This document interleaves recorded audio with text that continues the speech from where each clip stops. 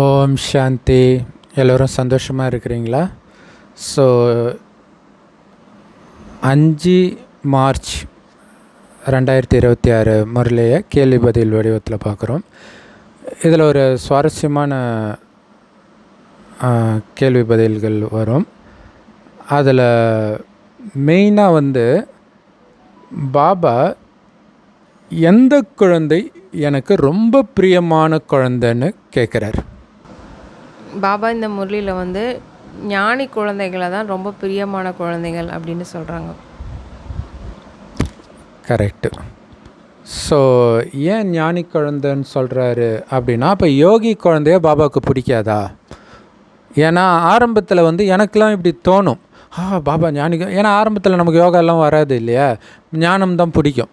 அப்போ பாபாவுக்கு ஞானி குழந்தை தான் பிடிக்கும், ஞானி குழந்தை இப்போ தான் புரியுது அவர் என்ன அர்த்தத்தில் ஞானி குழந்தைன்னு சொல்கிறாருன்னா, பக்தி ஞானம் அப்படி பிரித்து பக்தர்கள் எவ்வளோ பெரிய ஆளாக இருந்தாலும் எனக்கு பிரியமானவர்கள் ஞானி குழந்தைகள், அதாவது இந்த ஞானத்தை எடுக்கிற குழந்தைங்க அப்படின்னு சொல்கிறார். அதுதான் ஞானி குழந்தை. அப்படின்னா என்ன அர்த்தம்? ஞானி குழந்தைனாலே அதில் யோகமும் வந்துடுச்சு இல்லை. வெறும் பாபா ஒன்று சொல்கிறார்ல, கிளிப்புள்ள மாதிரி சொல்லிட்டு இருக்காதீங்க அப்படின்னு சொல்வார். அதனால் அது தாரணையாகி அனுபவமூர்த்தியாக சொல்லுங்கள். அப்படி இருக்கிறவங்க தான் ஞானி. ஆக்சுவலாக பாபா இன்னும் ஒருபடி மேலே போய் சொர்க்கத்தில் இருக்கிறவங்க தான் ஞானி. இப்போ நீங்கள் ஞானத்தை கற்றுக்கிட்டு இருக்கிறீங்கன்றார். அங்கே ஆத்மாபிமானியாக இருப்பாங்க, அவங்களுக்கு இந்த ஞானம் தெரியாது, ஆனால் ஞானியாக இருப்பாங்க. ஏன்னா இது தாரணையாக இருக்கும். அப்படி தாரணை ஆகிற குழந்தை தான் பாபாவுக்கு பிரியமான குழந்தை. அடுத்த கேள்வி பாபா சொல்கிறாரு, ஒரு ரகசியம் தெரிஞ்சிடுச்சுன்னா பக்தர்களை யாருமே ஏமாற்ற முடியாது. அந்த ரகசியம் தெரியாததுனால தான் பக்தர்களை ஏமாத்துறாங்க. அது என்ன ரகசியம், என்ன ஏமாத்துறாங்க சொல்லுங்கள், கெஸ் பண்ணுங்கள் பார்ப்போம். God is one. ஏன்னா காட் இஸ் ஒன்றுன்னு தெரிஞ்சிருச்சு அப்படின்னா நிறைய பேர் நான் தான் கடவுள், நான் தான் குரு அப்படின்னு சொல்லிட்டு இருக்காங்கல்ல, அது பொய்யாயிடும். கரெக்டு. அதை சொல்கிறதுக்கு காரணம் என்ன? கடவுள் சர்வவியாபின்னு சொல்லிட்டாங்க. அதான் பிரச்சனை. கடவுள் ஒருவர்னால் ஒரு சர்வவியாபியாக இருக்க முடியாதுல்ல, எல்லாருக்குள்ளேயும் இருக்க முடியாதுல்ல. அப்போ நான் தான் கடவுள்னு சொல்ல மாட்டாங்கல்ல.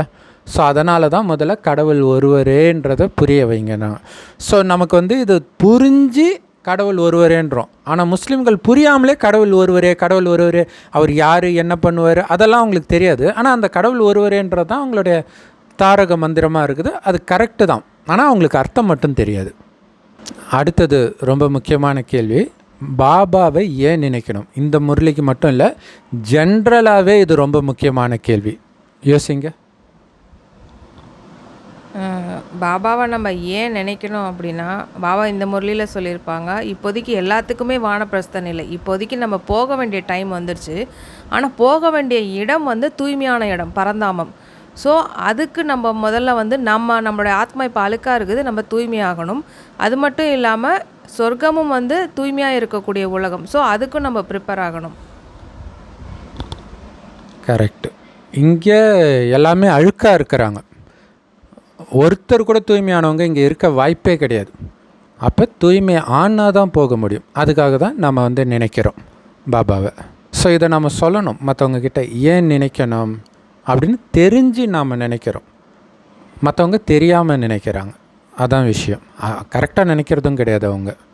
அடுத்த கேள்வி, எந்த மகிமை ஒரு பகவானுக்கு மட்டுமே பொருந்தும், எந்த மனிதனுக்கும் எந்த ஆத்மாவுக்கும் பொருந்தாது, பரமாத்மாவுக்கு மட்டுமே பொருந்தும்? சொல்லுங்கள் பார்ப்போம். துக்கத்தை நீக்கி சுகத்தை அளிப்பவர். இது எந்த மனிதனுக்குமே பொருந்தாது, பாபாவுக்கு மட்டுமே பொருந்தக்கூடிய விஷயம். கரெக்டு. கூடவே பதித்த பாவனர்.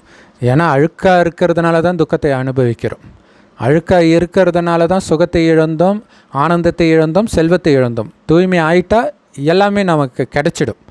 ஸோ அதனால் துக்கத்தை நீக்கி சுகத்தை கொடுப்பவர் கடவுள் மட்டும்தான். மனித வழி எல்லாமே நமக்கு துக்கத்தை தான் கொடுத்துருக்குது இல்லையா. இன்றைக்கி பாருங்கள், உலகத்தில் அமைதி வேணும்னு சண்டை நடக்குது. சண்டை போட்டு எப்படி அமைதி வரும்? ஸோ அப்போ அமைதியான உலகத்தை, சுகம் நிரம்பிய உலகத்தை பாபா மட்டுமே படைக்க முடியும். ஸோ அந்த ஞானம் அவர்கிட்ட மட்டும்தான் இருக்குது. அதனால் ஞான கடல்ன்றதும் அவருடைய மகிமை தான். இன்னும் கேட்டிங்கன்னா பக்திக்குமே அவர் தான் அத்தாரிட்டின்றார், ஞானத்துக்கு மட்டும் கிடையாது. ஏன்னா இந்த ஞானத்துடைய அதாவது இந்த ஞானத்துடைய விஸ்தாரம் தான் பக்தி. கரெக்டான விஸ்தாரம் கிடையாது, பட் வேறு விதத்தில் சொல்லணும்னா பக்தியுடைய சாரம் தான் இந்த ஞானம். அந்த ஞானத்தை பாபா சொல்கிறார். ஸோ அப்போ பக்திக்குமே பாபா தான் அத்தாரிட்டி. ஸோ அடுத்தது ஒரு ஆழமான ரகசியம் இன்றைக்கி முரளியில் பாபா சொல்லியிருக்கிறாரு. மகாராஜாவுக்கும் ராஜாவுக்கும் என்ன வித்தியாசம்? சொர்க்கத்திலேயே, நரகத்தில் சொல்லலை. சொர்க்கத்தில் சத்தியுகத்தில் மகாராஜா மகாராணியாக இருக்கிறவங்க சம்பூர்ண கலையில் ஃபுல்ஃபில்லாக இருப்பாங்க.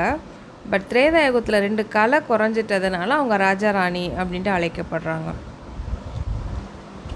கரெக்ட். சூரிய வம்சத்தினர் 16 கலைகள் நிரம்பி இருக்கிறனால அவங்க மகாராஜா.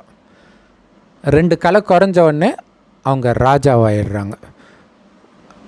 ஸோ அடுத்தது பாபாவுக்கும் நமக்கும், அதாவது மற்ற மனிதர்களுக்கும் முக்கியமான வித்தியாசம் என்ன? பாபாவுக்கு உடம்பு கிடையாது, அவர் கர்ப்பத்தில் பிறக்கிறதும் கிடையாது. பட் மனிதர்களுக்கு அவங்களுக்குன்னு தனிப்பட்ட உடல் இருக்குது. அதுவும் இல்லாமல் அவங்க கர்ப்பத்தில் பிறக்கவும் செய்கிறாங்க. கரெக்ட். அதனால் தனித்தனி உடல் எடுத்து நடிக்கிறாங்க. நாடகத்தில் எப்படி ஒவ்வொரு வேஷத்துக்கு ஏற்ற மாதிரி வேஷம் மாற்றுறாங்களோ, ரோலுக்கு ஏற்ற மாதிரி ஒவ்வொரு உடலை மாற்றி நாம் நடிக்கிறோம். ஆனால் பாபா வராரு நடிக்கிறதுக்கு, அவருக்கும் உடம்பு தேவை, அதனால தான் பிரம்மா உடம்பை எடுக்கிறாரு. ஆனாலும் அவருடைய பேர் மாறலை. ஏன்னா அவருக்குன்னு தனி உடம்பு இருந்தால் தானே பேர் மாறுறதுக்கு. அதனால் அவர் எடுத்த உடம்பு அதுக்கு பேர் பிரம்மா. ஆனால் இவருக்கு அப்படி கிடையாது, இவருடைய பேர் சிவன் தான். அதே மாதிரி நாம் இந்த உடம்பில் நான் சரவணன், இதுக்கு முன்னாடி உடம்பில் லக்ஷ்மியாக இருந்திருப்பேன், இப்படி மாறி மாறி வந்திருப்பேன். ஆனாலும் நடிக்கிறது யாருன்னா ஆத்மா தான். அதோடைய பேர் ஆத்மாவே தான். ஆத்மாவுக்கு வேறு பேர் கிடையாது. உடம்பு இருக்கும்போது பேர் மாறுது. பாபாவுக்கு பேர் மாறுறது கிடையாது. பக்தியிலே இது உல்ட்டாவாக சொல்லியிருப்பாங்க. கடவுளுக்கு 1000 பேர் தெரியுமா? கிறிஸ்தவர்கள் சொல்லுவாங்க, முஸ்லீம்கள் சொல்லுவாங்க, இந்துக்கள் சொல்லுவாங்க. ஆனால் உண்மை என்னென்னா கடவுளுக்கு மட்டும்தான் ஒரே பேர், நமக்கு தான் 84 பேர்.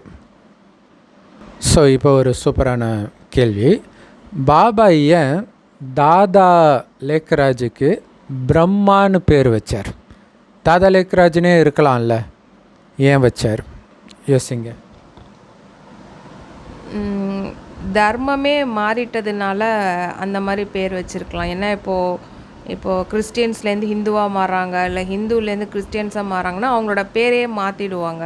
ஸோ அந்த மாதிரி இங்கே பிராமண தர்மத்துக்கு நம்ம வரோம், அதாவது சூத்திர தர்மத்துலேருந்து பிராமண தர்மத்துக்கு வர்றதுனால பாபா பிரம்மா அப்படின்ட்டு பேர் வைக்கிறாங்க. கரெக்ட். சூத்ர தர்மத்திலேருந்து, அதாவது சூத்ரன் இருக்கிறதுல கீழானது, இதிலேருந்து ரொம்ப உயர்ந்ததாக வரும். அப்போ பேரே மாற்றுறோம் இல்லையா?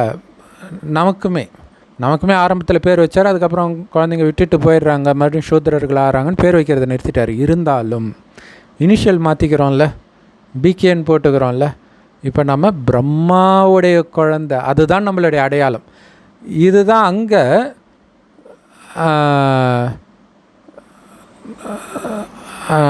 ஆக்சுவலாக துரோணாச்சாரியருடைய சிஷ்யன்ட்டு அர்ஜுனன் தன்னை அறிமுகப்படுத்திக்குவான். ஸோ குரு, சத்குரு இல்லையா? நம்ம பாபாவுக்கு சிஷ்யனாகவும் இருக்கிறோம், குழந்தையாகவும் இருக்கிறோம், மொத்தத்தில் பாபாவுடையவராக இருக்கிறோம். அதுக்காக தான் பேர் மாற்றப்படுது. அப்போ அந்த பேர் மாறிச்சுன்னா குணமே மாறணும் இல்லையா? மகாலட்சுமியாக இருக்கிறவங்க வேறு தர்மத்துக்கு போய் சோஃபியாவாக மாறுறாங்கன்னா அவ்வளோதான்.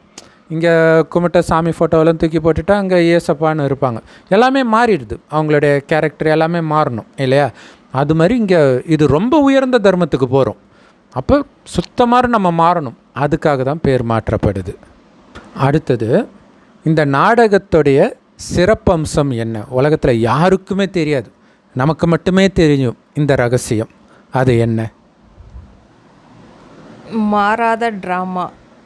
அதாவது சத்தியுகத்தில் யாரெல்லாம் வந்தாங்களோ திரும்பி அவங்களே வரப்போகிறாங்க. ஸோ நடந்ததே திரும்பவும் நடக்கும் அப்படிங்கிற ஒரு விஷயமும். கரெக்டு.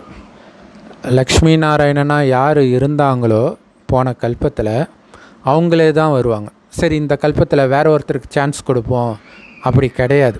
ஏன்னா ஆரம்பத்தில் அப்படி தான் நம்மளுடைய மைண்ட் அப்படி தான் யோசிக்கும். எனக்கு அப்படி தான் தோணுச்சு. இப்படி இருக்குமான்னு நான் எங்கள் சிஸ்டரை கேட்டேன். போன தடவை அவங்க இருந்தாங்கன்னா இந்த தடவை நம்ம வர முடியுமா? முடியும்னாங்க. அப்போ தானே நம்பிக்கை கொடுக்க முடியும். அவங்களுக்கும் தெரியும் அது முடியாதுன்ட்டு. ஸோ அது நம்ம அப்படி யோசிப்போம். போக போக நம்ம புரிஞ்சுக்குவோம், கிடையாது அவங்களே தான் வருவாங்க. ஆனால் புத்தம் புதியதாக இருக்கிற உலகம் பழசாகுது, பழசு புதுசாகுது, அவ்வளோதான். மற்றபடி அப்படியே புதுசுலேருந்து பழசாகும்போது என்னென்னலாம் நடந்துச்சோ ஒன்று விடாமல் இம்மி பிசுறாமல் அப்படியே தான் நடக்கும். இதான் நாடகத்துடைய சிறப்பம்சம். ஸோ சாட்சாத்காரம் பற்றி பாபா இன்றைக்கி என்ன ரகசியம் வெளிப்படுத்தியிருக்கார்?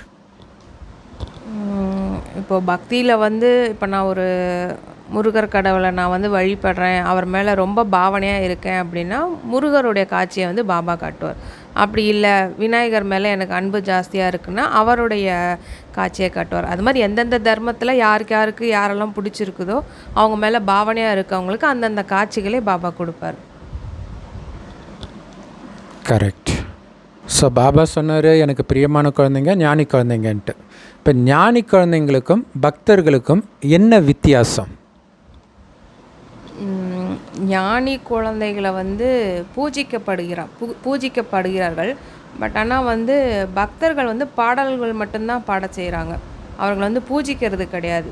இப்போ நம்ம ஞானியாக இருக்கிறதுனால ஞானம் எடுக்கிறதுனால சொர்க்கத்தில் வர்றதுனால அந்த தூய்மையின் காரணமாக நம்மளை பூஜை செய்கிறாங்க. பட் பக்தர்கள் அவங்க பாட்டு மட்டும்தான், அவங்களோட பாடல் மட்டும்தான் ரொம்ப பிரபலமாக இருக்குது. கரெக்டு. ஸோ பூஜைக்குரியவர்களாக நாம் தான் ஆகிறோமே தவிர அவங்களுக்கு மகிமை இருக்குது. ஆனால் கோயில் கட்டி பூஜை பண்ணுறது கிடையாது. நாயன்மார்கள் மகிமை பாடுறாங்க, நாயன்மார்கள் யாரும் கோயில் கட்டி பூஜை பண்ணுறது கிடையாது. ஸோ பூஜையெல்லாம் நமக்கு மட்டுமே நடக்குது. காரணம் தூய்மைக்கு தான் அங்கே பூஜை நடக்குது. இதில் இந்த முரளியில் கூட பார்த்தோம் அப்படின்னா நாரதரை பற்றி எல்லாத்துக்குமே தெரியும், பயங்கரமான பக்தர் அப்படின்ட்டு. அது மாதிரி மீராவையும் பற்றியும் தெரியும், அவங்களும் பயங்கரமான பக்தியில் நம்பர் 1 அப்படின்ட்டு. அவங்கள யாரும் பூஜிக்கிறது கிடையாது, அவங்கள மகிமையை நம்ம பாடிட்டு தான் இருக்கிறோம். பட்டு சொர்க்கத்தில் வந்தவங்கள தேவதைகளை மட்டும்தான் நம்ம பூஜை செய்கிறோம். நவரத்ன மோதிரம் பற்றி பாபா என்ன சொல்கிறார்? நவரத்னம் அப்படின்னா 9, அதில் 8 பாஸ் வித் ஹானர் ஆனவங்க, எல்லாத்துலேயுமே பாஸ் ஆகி போனவங்க. அதில் இருக்கிற 9வது அந்த மணி பாபா சிவபாபாவை குறிக்குது. கரெக்டு. சொர்க்கத்தை ஸ்தாபனை பண்ண காரியம் பண்ணதுனால தான், அதே மாதிரி மதிப்போட தேர்ச்சி அடைஞ்சதுனால தான் அவ்வளோ மகிமை. பக்தர்களை யாரும் அவங்க மாலையை உருட்டுறதும் கிடையாது. ருத்ராட்ச மாலையை உருட்டுறாங்க இல்லையா, அதுவும் நம்மளுடைய ஒன்று பாபா மலராக இருக்கிற ஒரு ஒத்த மணி, மீதியெல்லாம் நாம தான் அந்த 108 மணி. ஸோ அதே மாதிரி இந்த நவரத்ன மோதிரமும் நாம தான். அப்போ நமக்கு எவ்வளோ மகிமை இருக்குது, அதுக்கேற்ற மாதிரி நம்ம நடந்துக்கணும் அப்படிங்கிறது ஞாபகம் இருக்கணுன்றதுக்காக தான் பாபா முரளியில் அதை ஸ்ட்ரெஸ் பண்ணி சொல்கிறார். ஸோ பாபாவுடைய வருகை குறித்து பக்தி மார்க்கத்தில் ஒரு பெரிய தப்பு சொல்லிட்டாங்க, பொய் சொல்லிட்டாங்க. அது பொய்ன்னு நாம் எப்படி நிரூபிக்கிறது? பாபா வரதை பற்றி என்ன சொல்லிட்டாங்க அப்படின்னா, ஒவ்வொரு யுகத்துக்குமே கடவுள் வர்றாரு அப்படின்ட்டு சொல்லிட்டாங்க. அதாவது அவங்களுடைய கணக்குப்படி 4 யுகங்கள், அந்த ஒவ்வொரு யுகத்துலேயுமே அவர் வர்றாரு அப்படின்ட்டு சொல்லியிருக்கிறாங்க. பாபா அது அந்த மாதிரி கிடையாது, நான் ஒரே ஒரு தடவை தான், கல்பத்துக்கு ஒரே ஒரு முறை தான் நான் வரேன் அப்படிங்கிறாரு. அதை எப்படி நிரூபிக்கலாம் அப்படின்னா, இப்போ சத்தியுகத்துக்கு முடிஞ்ச உடனே இப்போ பாபா வராரு அப்படின்னா, சத்தியுகம் நல்ல யுகம் தான், ஸோ தங்க யுகம் தான், அங்கே எல்லாருமே சுகமாக தான் இருக்கிறாங்க. ஸோ அங்கே வர்றதுனால எப்படி சுகமாக இருக்கிற உலகம் துக்கமாக மாறும்? சுகம் அப்படியே தானே போயிட்டுருக்கோம். பட் ஆனால் அந்த மாதிரி மாறலை. இப்போ நம்ம துக்கம் நிரம்பி தான் இருக்குது. துக்கத்தை நீக்கி சுகத்தை அளிப்பவர் இப்போ தான் வராரு. ஸோ துக்கத்தின் உச்சம் இப்போ தான் நடக்குது.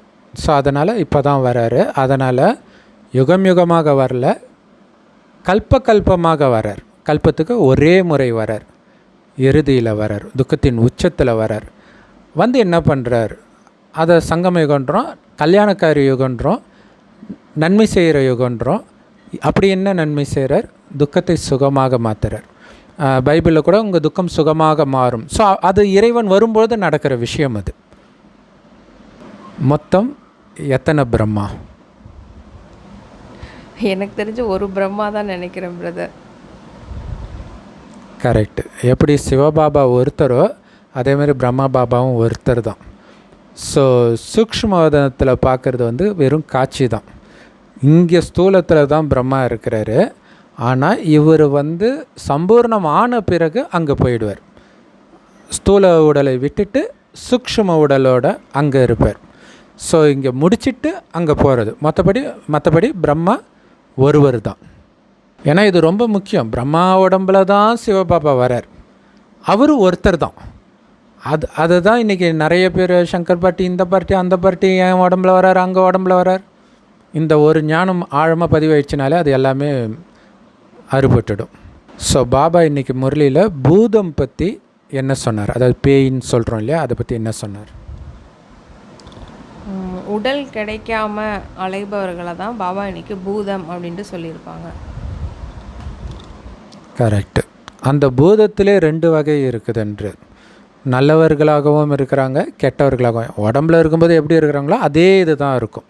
அப்போ உடம்புல இருக்கும்போது நல்லவர்களாக இருக்கிறவங்களும் பேய அலைவாங்க. ஸோ நல்லவங்களும் பேய அலைய மாட்டாங்கன்னு கிடையாது, அவங்களும் அலைவாங்க. அதுக்கு தான் அந்த தற்கொலை பண்ணக்கூடாது, துர்மரணம் வரக்கூடாது, ஆசை எதன் மீதும் இருக்கக்கூடாது. இருந்துச்சுன்னா அலைஞ்சிட்டு இருப்பாங்க. பட்டு சாதுவாகவே இருக்கிறவங்க சாதுவாகவே தான் இருப்பாங்க. ஆக்ரோஷமாக இருக்கிறவங்க பேய அலையும் போது ஒரு வழிப்படுத்திடுவாங்க. பாபா நம்ம தர்மத்தின், அதாவது ஆதிசனாதன தேவி தேவதா தர்மத்திற்கும் மற்ற தர்மத்திற்கும் ஒரு முக்கியமான வித்தியாசம் சொல்கிறார். அது என்ன வித்தியாசம்? அதாவது நம்ம தர்மத்தினர் இந்த சூரிய வம்சி, சந்திர வம்சம், வைசியம், அப்புறம் சூத்திரம், அந்த 4 வர்ணத்தில் வர்றாங்க. பட் மற்ற தர்மத்துங்க அவங்க வர்றது கிடையாது. ஆக்சுவலாக அந்த சொர்க்கத்தினுடைய சத்தியுக திரேதாயுக சுகத்தை கூட அவங்க அனுபவிக்கிறது கிடையாது. கரெக்டு. ஏன் இதை நிறைய பேர் நாஸ்திகர்லாம் சொல்கிறாங்க, இது என்ன இந்து மதத்தில் மட்டும்தான் சூத்ரன், அது இதுன்னு மேல் ஜாதி கீழ் ஜாதி அப்படின்றாங்க. அது வர்ணத்தை வச்சு வர்றது. அது பாரதவாசிகளுக்கு மட்டும். ஏன்னா மிக உயர்ந்தவர்களாக பாரதவாசிகள் இருந்தாங்க. அதோடு ஒப்பிடும்போது கலியுகத்தில் இருக்கிறவங்க தாழ்ந்தவர்கள். ஆனால் மற்றவர்கள் வர்றதே நடுவில் தான். அவள் மிக உயர்ந்தவர்களாக அவங்க ஆகிறதே கிடையாது. அதனால் இந்த 4 வர்ணங்கள் அவங்களுக்கு பொருந்தது, நமக்கு மட்டும்தான் பொருந்தோன்றார். ஸோ லௌகீக அப்பா அம்மா இருக்கிறாங்க, அவங்களுக்கு நாம் குழந்தையாக இருக்கிறோம்.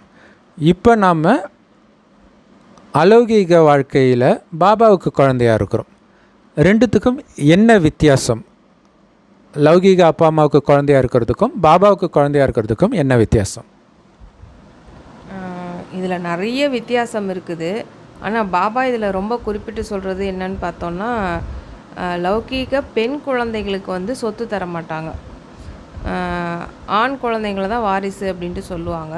ஆனால் பாபாவுடைய அலௌகிக்க குழந்தைகள், பாபாவுடைய குழந்தை ஆனதுக்கு அப்புறம் ஆண் பெண் அப்படிங்கிற விஷயம் இல்லாமல் எல்லாருக்குமே பாபா சமமாக சொத்து கொடுக்குறாரு. இப்போ ரீசெண்டாக பெண்களுக்கு சொத்து இருக்குது அப்படின்னு சொன்னாலும் கூட ஒரு குறிப்பிட்ட இது தான் இருக்குது, ஃபுல்லாக கொடுத்துட மாட்டாங்க, அவங்க பிரித்து தான் கொடுக்க போகிறாங்க. பட் பாபா அப்படி கிடையாது. எப்போ பாபா குழந்தைய ஆனோமோ அப்பயே எவ்வளோ வேணாலும் நம்ம எடுத்துக்கலாம், அந்த உரிமையை நமக்கு கொடுக்குறாரு. கரெக்டு. இன்னொரு முக்கியமான விஷயம், பாபா சமமாலாம் கொடுக்கறது கிடையாது. அதனால தானே சண்டையே வந்துச்சு முருகன் பிள்ளையாருக்கு. உரிமை தான் சமமாக இருக்குது. அந்த உரிமையை நீங்கள் எப்படி எடுக்கிறீங்க, முயற்சி செஞ்சு தான் எடுக்கணும். ஸோ அதனால் பாபா எல்லாரும் பாபாவுக்கு வாரிசாக இருக்கிறனால எல்லோரும் ஆத்மாக்கள், ஆண் குழந்தைகளே, ஆத்மாக்கள் எல்லாம் ஆண்களே அப்படின்னு சொல்கிறார். அப்படின்னா என்ன அர்த்தம்? எல்லோரும் வாரிசுகள் பாபாவுக்கு, பாபாவுடைய சொத்து சொர்க்கத்துக்கு அப்படின்னு அர்த்தம். பாபா இணைந்த ரூபத்தில் இருக்க சொல்வார், கம்பைன்டு ஸ்வரூப். ஏன்னா உண்மையிலே பிரம்ம பாபா அப்படி தான் இருக்கிறார். சிவபாபாவோட அவர் உடம்புல தானே இருக்கார்.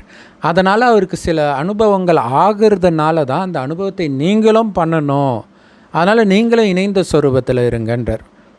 ஏன் அப்படி சொல்கிறார்? அப்படி என்ன அவருக்கு அனுபவம் ஆச்சு? இணைந்த ஸ்வரூபத்தில் இருந்தால் நமக்கு அப்படி என்ன அனுபவம் ஆகும்னு பாபா சொல்கிறார். அந்த மாதிரி பாபாவோட நம்ம இணைந்த ஸ்வரூபத்தில் இருக்கும்போது நம்ம கவலையற்று இருப்போம். ப்ளஸ் வந்துட்டு என்ன ஒரு பெரிய பிரச்சனை வந்தாலும் கூட அது வந்து கடினமாக ஃபீல் ஆகாமல் ரொம்ப லேசாக ஃபீல் ஆகும். அந்த மாதிரி பெரிய பெரிய பிரச்சனைகள்லாம் வரும்போது அவர்கிட்ட கொடுத்துட்டு நம்ம ஃப்ரீயாக டபுள் லைட்டாக ஃபரிஸ்தாவாக சுற்றிக்கிட்டு இருப்போம். கரெக்டு. கஷ்டமான விஷயமும் ஈஸியாக இருக்கும். எந்த விஷயம் வந்தாலும் என் கூட தான் அவர் இருக்கிறாருன்றது தான் ஃபீல் ஆகுமா எடுத்த உடனே. இதுதான் முக்கியமான விஷயம். ஆக்சுவலாக வந்து எல்லாத்துக்குமே ஆன்சர் இது தான். பாபா கூட இருக்கார். யாம் இருக்க பயமேன், இது ஆக்சுவலாக எல்லா மதத்துலேயுமே வருது இது.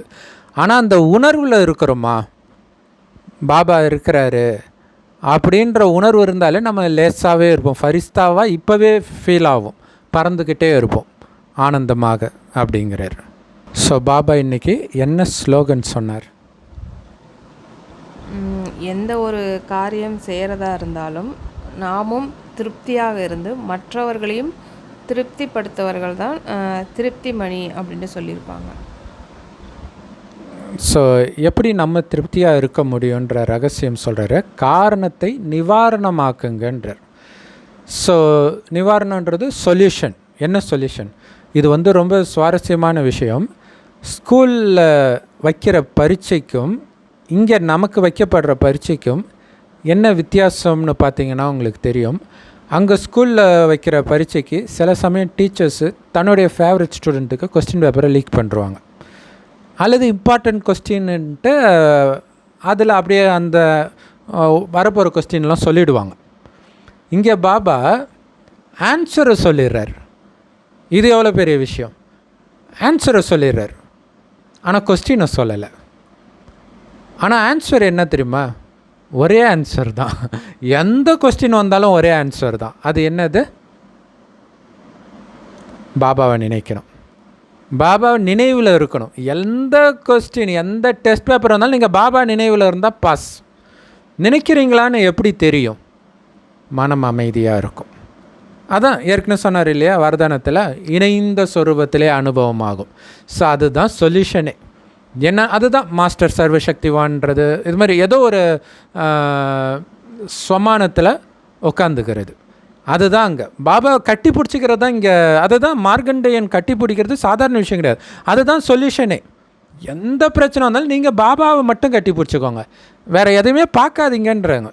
இல்லை, குழந்தைய வந்து ஒரு மாடியிலேருந்து சும்மா அப்படி பயமுறுத்துவாங்களே அப்படின்னு, அப்போ அப்படியே அம்மாவை கட்டி பிடிச்சிக்கும். கீழெல்லாம் அது பார்க்காது, கண்ணு மூடிக்கும். அதை தான் நம்ம பண்ணணும். நமக்கு அம்மாவா அப்பாவாக இருக்கிற பாபாவை கட்டி பிடிச்சிக்கணும் கெட்டியாக. மனசால் அவரை மட்டும்தான் பார்க்கணும். இந்த உலகத்தையே நான் பார்க்க மாட்டேன். பார்த்தாலே பயம்தான், நடுக்கம்தான், எல்லா விகாரமும் வரும். எல்லா விகாரத்தையும் அழிக்கிறதுக்கு இந்த உலகத்தை பார்த்தும் பார்க்காம பாபாவை மட்டும் பார்த்துக்கிட்டு இருக்கணும். ஸோ அதுதான் நிவாரணம். ஸோ அப்போ தான் நாம் திருப்தியாக இருப்போம். அப்போ தான் நம்ம மற்றவர்களையும் திருப்திப்படுத்த முடியும். ஸோ அவ்யக்த இஷாராவில் தொடர்ந்து பாபா வந்து கவலை இல்லாமல் இருக்கிறதுக்கான நிச்சய புத்தியை பற்றி சொல்கிறாரு. ஸோ அதில் மெயினாக வந்து கவலை இல்லாமல் இருக்கிறதுக்கு இன்றைக்கி என்ன ரகசியம் சொன்னார்? பாபா வந்து கவலை இல்லாமல் இருக்கணும் அப்படின்னா ஃபஸ்ட்டு பாபாவோட ஸ்ரீமத்தை நம்ம ஃபாலோ பண்ணுறோம் அப்படின்னாலே நம்ம கவலை இல்லாமல் இருப்போம். ஏன்னா ஸ்ரீமத் அப்படின்னாலே அது பாபா சொல்கிறத நம்ம செய்கிறோம் அப்படிங்கிறதே ஒரு ஹாப்பியை கொடுக்கும். அது இல்லாமல் அதுதான் கர்மத்தினுடைய விதியும். அதை ஃபாலோ பண்ணும்போது கரெக்டாக இருக்கும். ஸோ ஸ்ரீமத்துன்றது பாபாவுடைய வழி. பாபாவுடைய வழி ஃபெயிலே ஆகாது, 100% உறுதி. அப்போ கவலையே பட தேவையில்லை, யோசிக்க தேவையில்லை. இது சரியாக இருக்குமா தப்பாக இருக்குமா? தப்பாக இருக்கிற மாதிரி தெரிஞ்சாலும் பாபா சொல்கிறத கண்ணை மூடிட்டு பண்ணுறது. அப்போ கவலையே பட மாட்டோம். கவலை இல்லாமல் நம்ம ஒரு முடிவு எடுத்தால் அது கரெக்டாக தான் இருக்கும். கரெக்டாக முடிவு எடுத்தால் கண்டிப்பாக வெற்றி தான் கிடைக்கும். எல்லாத்துக்கும் மேலே நாம் திரிகாலதரிசி வேறு இல்லையா? ஏன்னா வெற்றி ஏற்கனவே நிச்சயிக்கப்பட்டுருச்சுன்ட்டார். இதுதான் அங்கே கூட மகாபாரதத்தில் ஆல்ரெடி அவங்களாம் இறந்துட்டாங்க அர்ஜுனான்னுவர். அப்படின்னு அர்த்தம் நிச்சயிக்கப்பட்டது. அதனால் கவலையே பட தேவையில்லை இல்லையா? ஒரு போருக்கு போகிறோம், வெற்றி நமக்கு தான் தெரிஞ்சால் அவன் கவலைப்பட மாட்டான். ஆனால் ஜென்ரலாக போருக்கு போகும்போது என்ன ஆகுன்னே தெரியாது, ஒரு பதற்றத்திலே இருப்பாங்க இல்லையா? இப்போ பாருங்கள், அவங்க அப்படி தானே இப்போ சண்டை நடந்துகிட்டு இருக்குது. ஆனால் நமக்கு தெரியும் கடைசியில் வெற்றி நமக்கு தான். அதனால தான் நம்ம கவலை இல்லாமல் ஜாலியாக இருக்கிறோம்.